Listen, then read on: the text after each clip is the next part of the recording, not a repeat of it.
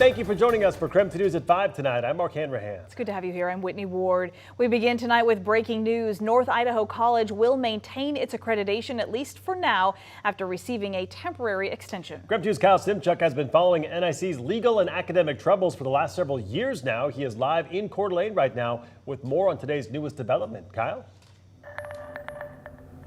Well, yeah, Mark and Whitney, campus is pretty empty right now. It's summer, it's a Friday night, but the few students we've been able to talk to say that they're relieved and just happy to get this news. Of course, today the Northwest Commission on Colleges and Universities notified NIC that it has granted an extension on its show cause sanction. So basically, all that means is that the college will continue with normal operations for the next year. Now, during that time, NIC must comply with key recommendations. Back in February, the commission identified 18 different areas of improvement, including resolving current litigation and improving relations between the board and college president. Today, college president Nick Swain told us about half of those areas have already been addressed, but he says 9 will take, quote, significant work. He also adds that the college remains committed to addressing all concerns.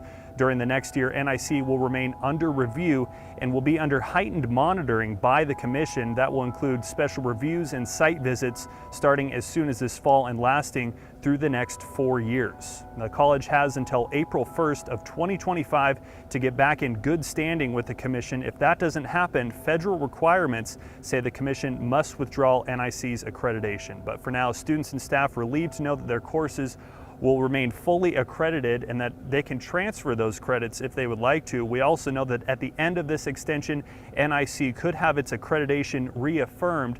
The commission could take adverse action or the college could get another year-long extension. Reporting live in Coeur d'Alene, Kyle Simchuk, KREM 2 News. All right, Kyle, thank you very much. Switching gears to talk weather now. The weekend is finally here and it comes with some serious heat. Yes, it does. Let's send it straight to our chief meteorologist, Jeremy Legoo.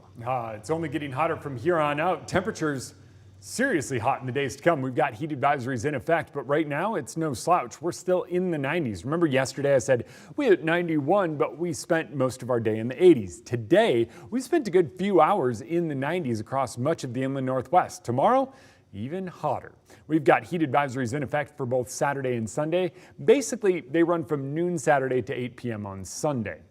96 to 102 degrees in the foothills of the Cascades and down across the Lewis and Clark Valley. It is going to be hot everywhere though. Temperatures are going to soar to near triple digits for much of the Columbia Basin, mid-90s in eastern Washington and even much of North Idaho, and then it's close to triple digits for the Lewis and Clark Valley. In addition to the heat, we've got a few isolated storms. This is kind of the last day of our, I would call them more widespread storms. Tomorrow, even fewer storms pop up because of that presence of the atmospheric ridge, and our temperatures climb even more. 94 degrees tomorrow, 96 on Sunday, and on Monday we have a chance of more widespread isolated storms. We'll talk why that is and why most of us might not reap the benefits of some much needed rain.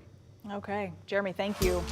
Also, just into our newsroom today, new details about multiple house fires in Lapwai in Nez Perce County, Idaho. So take a look at these photos showing thick black smoke and flames coming out of 2 homes. According to the Lapwai Volunteer Fire Department, that fire started in a carport and eventually spread to the house next door. No injuries were reported, but several firefighters had to be treated for heat exhaustion.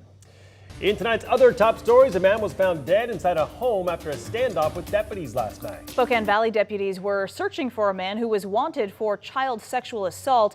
When they found someone matching that description, they said the man ran into a nearby home, and then shortly after, deputies heard a gunshot. When they entered the home, they found that man died. A historic World War II airplane crashed near the Deer Park Airport this morning, and fortunately, no one was hurt. KREM 2 News spoke with the pilot at the scene of the crash, and he told us the brakes locked up upon landing. He was already on the runway attempting to slow down. The plane was a Supermarine Spitfire, which was a British plane that was heavily used by the Allies in World War II. The Spitfire was recently restored by the Historic Flight Foundation in Spokane. The airport manager told us it is heavily damaged, but the aircraft is not completely totaled, so it may actually be able to take to the skies once again, but only after some repairs. Officials from the NTSB are investigating what exactly led to a deadly small plane crash just outside of St. Mary's yesterday. 70-year-old Jerry Siebert died in that crash. He was the pilot and the only person on board. Siebert was from Tacoma and also had a home in Calder, Idaho. Also, unfortunately, he just turned 70 yesterday, and he's from the Seattle area. And he was visiting family for the holidays and celebrating his birthday. That plane took off from the St. Mary's airport yesterday morning, and shortly after takeoff, witnesses said they heard the engine sputtering and saw smoke coming from the plane. It then crashed into a hayfield just a quarter mile away from the airport. The NTSB says it's possible the plane's engine stalled, but they are still in the early stages of the investigation. What we're going to be looking at is the man, the machine, and the environment. We're going to be looking such as like weather, ATC data, maintenance records, information about the pilot. The NTSB estimates it will be about 3 weeks before they have a preliminary report on the crash ready. That final report could take up to 2 years to complete. Staying in Kootenai County, where the sheriff says they are stretched thin with low staffing, especially over the busy holiday. So it happened July 1st near NIC Beach. Deputy Jordan Joling was on routine boat patrol when swimmers flagged her team down, saying there was a man in the water who hadn't come back up. He'd already been underwater for about 2 minutes, and even though she had never been trained as an actual rescue diver, she jumped in the river to try and save him. We tied a rope around me so I could get further away from the boat, and my partners could kind of adjust without having to worry about the props and where I was. Deputy Joling was eventually able to find the man in about 10 feet of water and bring him up to the surface and tried to revive him. While he did not survive, her lieutenant says her team's actions also prevented others from getting hurt by keeping the boat propellers away from nearby swimmers.